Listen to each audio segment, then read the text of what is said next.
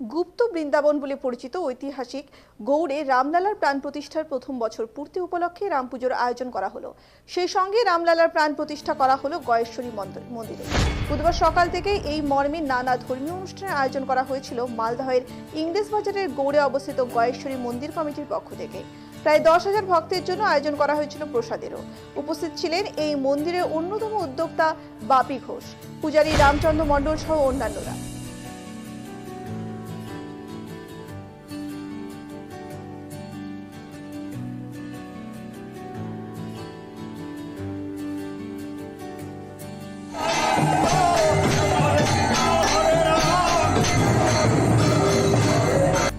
এখানে রামলীলা প্রতিষ্ঠিত হবে আর এখানে জনগণের সেবার জন্য সমস্ত আয়োজন করা হয়েছে।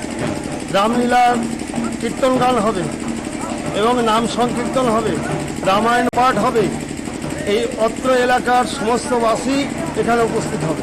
এটা কি প্রথম হচ্ছে? এই রামলীলার মানে রামলালা প্রথম। আজকে আপনারা কি করলেন? আজকে আমরা রামলালার প্রতিষ্ঠাতা করলাম। যেহেতু 22 জানুয়ারি 2024-এ আমাদের অযোধ্যায় রামলালার প্রতিষ্ঠাতা হয়েছিল, ওই জন্য আমাদের গৌড় শহর গয়েশ্বরী মন্দির প্রাঙ্গণ রামলালার মন্দির আমরা করেছিলাম। সামনে বছর রামলালার মন্দিরের প্রতিষ্ঠাতা করেছিলাম, মন্দির হয়েছিল। এবছর আমরা রামলালার প্রতিষ্ঠাতা করলাম। এই উপলক্ষে কি কি আয়োজন করা হয়েছিল? এই উপলক্ষে আমরা 10 থেকে 15,000 লোকের জন্য খিচুড়ি আয়োজন করেছি।